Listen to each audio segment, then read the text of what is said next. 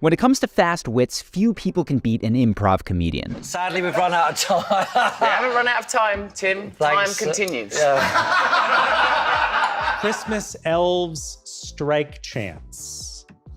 Hey, hey, ho, ho, we will not be paid in snow. Hey, hey, ho, ho, we will not be paid in snow. And while beating that speed is hard, you can implement just a few basic habits to make people think that you are much wittier than you actually are in normal conversation. First off, most people always communicate in a way that the person that they're speaking with anticipates and expects, but purposely misinterpreting your conversational partner on occasion will make you come across as much funnier. For instance, watch Brennan misinterpret a question he clearly understands by taking it overly literally. Brennan, are there any holes in your underwear?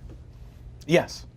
The factory that made it put a hole in the front for my No, that's not what I mean. And as a side note, Brennan also demonstrates a point we'll return to later, which is expanding on the bit rather than letting it die after just one punchline. Is it false or true, machine? Take the point away. No, that is incorrect. I'm sorry, I did lie. There's 3 more holes. 1 for my torso and 2 more for my legs. That's correct. You are not God, the machine is. One way to put this into practice in your life is to make sure to answer some of the basic questions that you get often non-literally. So when asked about your profession, you might say that you are a pro xylophone player. Or if you're in school, you can say that you study decorative soap making. Here's Russell Brand doing that with a question that he must have gotten all the time. Your hair is quite unusual, and in all the photographs it looks quite wild and sometimes insane. How do you get your hair to look like that? My hair's held up mostly by willpower. Willpower? Really? I just concentrate and wish it to be so. Oh, well, it's... This habit also works especially well when you're telling a story or listing something out. Most of the way through, you can switch from answering sincerely to purposely misinterpreting the question, like Tom Cruise does here when asked about what licenses he has for all the stunts that he does. How many different licenses do you have? I mean, I've airplanes, commercial license, jets, bunch of different airplanes, motorcycles, parachutes, boats. I have my real estate license. Now, when you purposely misinterpret, socially adept people will banter back, which takes us to the next point, and that is creating improv scenes. Yes, that's what comedians do on stage, but it's also what friends do when they ping-pong back and forth, imagining a fake world that makes them both laugh. Here's an example that may remind you of your own friend group. Now it feels like you're about to do an ad for like some kind of tabletop-specific, like, electrolyte infused beverage. Yeah, you gotta stay hydrated at your gaming table. That's why nerd water.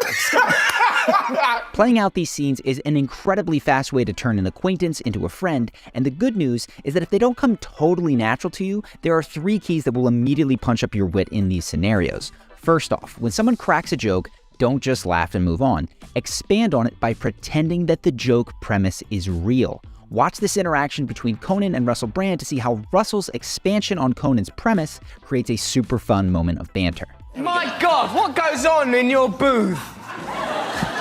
Never mind him. Now.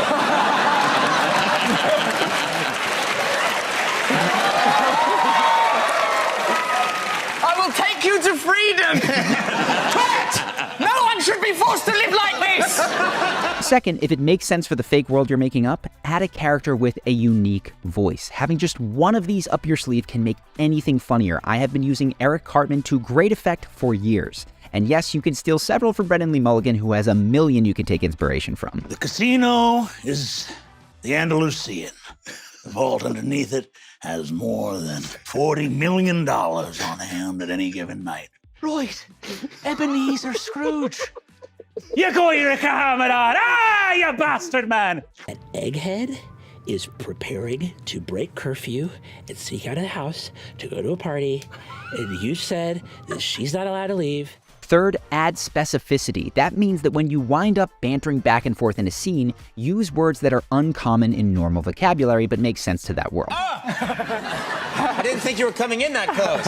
Eventually we would merge. What, you and I? Well, if we just kept moving closer and closer to each other, Andy could hug us into one glorious ectoplasm of man. This is where the biggest laughs often come in. Check out here how Brennan's use of the word hirelings does it. You know, like if you were watching Lord of the Rings and, you know, Samwise is like, I can't carry the ring, Master Frodo, but I can carry you, and like fails his strength check and like can't lift him. Go back to town and get some hirelings and they can carry you up the... hirelings. God damn it. Now, if this feels like a lot to keep track of, don't. Focus just on being playful and non-literal, and then of course adding a character with a voice, and the rest often comes naturally. Here's what this looks like when all three come together effortlessly. Something f***ed up in the fact that all the orcs are Cockney and all the elves are RP? Yeah. Yeah. Yeah, there is. You know, why can't we have some orc being like, I do say, I love to destroy the world's men. Sorry, Solomon. Sorry's on the phone. Or, and conversely, why can't we have an elf be like, look, there's a couple of things I love. I love Rivendell. I love a nice bottle of wine. Like, why not? Now, all the things that we listed will help you with your improv scenes, but to get anywhere near Brennan's level of speed and wit, you have to practice something called lowering your filter. That's when you allow yourself to speak whatever is on your mind, even if you think it's not interesting enough. And yet you still back that up by speaking clearly and confidently. For example, watch this next clip where Brennan has just discovered that the game he's playing is rigged against him. Notice how he clearly doesn't know how he's going to connect what he's saying to the final point that he makes, but he still speaks extremely powerfully without knowing where he's going. I highly recommend checking out the full clip, which I will link to in the description.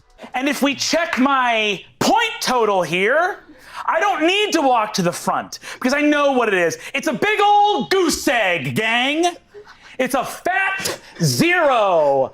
Hello, a little late addition to the numerical symbol chart brought to us from our friends in Arabia. A little bit of trivia that I happen to know about the history of numbers. That kind of little tidbit would serve me well in most trivia games, unless it had been rigged from the beginning.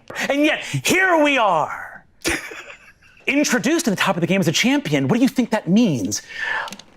Icarus flying too close to the sun. But it seems Daedalus, our little master crafter over here, had some wax wings of his own, didn't he?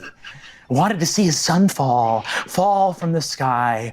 Oh, how close to the sun he flew. Well, I'm not having it. I've solved your labyrinth, puzzle master. Now, the best way to develop the skill of lowering your filter is by joining an improv comedy class in your area. It will take just a few classes before you are in the top 1% of people comfortable speaking without knowing where you're going. You'll be able to drop your inhibitions in the way that most people require alcohol to do, which makes you appear incredibly socially confident. But for some reason, if you can't join a class, you can get practice today just by setting a specific intention to say one more sentence than you normally would in every social interaction for the rest of today. So that's one more line to the cashier, maybe commenting on the tabloids you see as you check out. And that's one more line to the person in your work elevator bank, maybe noting that you haven't seen them around before. As you build this habit of speaking with a lower filter, you will find that wittier things just pop out without you knowing where they come from, just because you're not self-censoring so ruthlessly. Now, being quick on your feet and playing a character have been of particular interest to me lately because I just created a brand new Dungeons & Dragons show that is premiering on YouTube today. Brennan was actually a huge inspiration for it, hence this video. For those of you who don't know what I mean by Dungeons & Dragons, it's a comedy, improv, and storytelling game, and I think ours came out amazing. It even has a hilarious Trump impersonator in it. You look at what these people are saying and they're talking about Dumpy, right? They're talking about Dumpy, and you can tell. So, and that's you. That's me, and you're excited about that, which is great. The first episode is up now, and I highly recommend you check it out because it is a ton of fun. And if you think D&D isn't for you, we added lots of artwork and even explainers to make it accessible to people who may never have heard of it before. So click the link here and watch now. Of course, let me know what you think in the comments. Either way, I hope that you enjoyed this video. Thank you to Brennan for the D&D inspiration, and I look forward to seeing you in the next video.